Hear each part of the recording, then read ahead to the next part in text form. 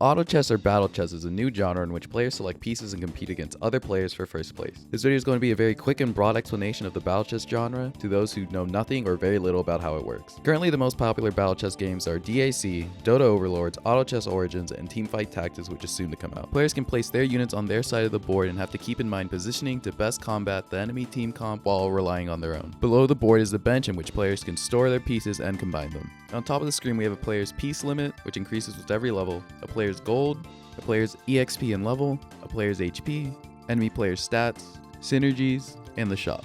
Opening the shop will show you a selection of 5 pieces which you can choose to buy. The pieces swap at the end of every round automatically, but a player can choose to either lock these pieces in or re-roll them again in the same round. Units have both a rank and a rarity. All units start at 1 star, but if 3 of the same 1-star units are combined, they can become a 2-star. This doubles the stats of the units and lowers their cooldowns or increases their ultimate's damage. If 3 of the same 2-star units are combined, they become a 3-star, the max rank. This further increases the unit's stats and lowers their cooldowns or increases their ability's damage. Units also have a rarity. The rarity of the unit affects how often it will appear in the shop. There are 5 levels of rarity ranging from common to legendary. Higher rarity units are more powerful, usually 1-to-1 when compared to a lower rarity unit. The percentage to get more rare pieces increases with level. Players gain 1 XP per round but can also choose to spend 5 gold to gain an additional 4 EXP. If the player reaches the next level, they can place 1 additional piece and further increase their chances of getting a higher rarity piece. Synergies are the main component of auto chess. Each unit can have 2 to 3 classes. This can range from mage or demon to gods or human. Each of the synergies will have varying effects. For example, mages will lower all enemy units' magic resist by 35, and elementals will give you a chance to stun enemies. Synergies have a set number of units needed, and this can range anywhere from 1 to 9 units. 2 of the same units will not count towards this synergy, even if they are different ranks.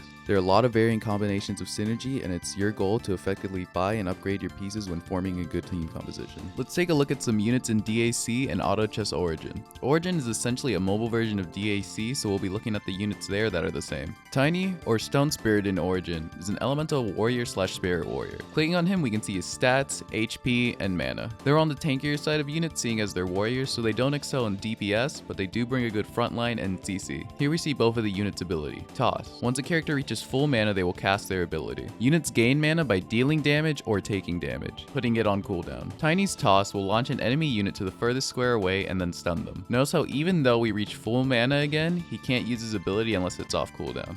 A player receives gold at the end of every round. The player will receive additional gold if they are on a winning or losing spree. A player gains 1 interest for every 10 gold stored. Interest caps at 5. At 50 gold, you will receive the max amount of interest at the end of every round. The first 3 rounds are a PvE round.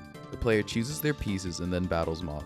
Each mob has a chance to drop an item. Items can be placed on units and combined to make more powerful items. Once the player has placed an item on a unit, it cannot be taken off until the unit is sold. Rounds 4 through 9 are PvP rounds in which players can battle a random enemy player. Round 10 is the next PvE round, and all further increments of 5s are PvE rounds. 15, 20, 25, etc. Upon losing a round, a player loses a certain amount of HP depending on how many units are left on the enemy side of the board.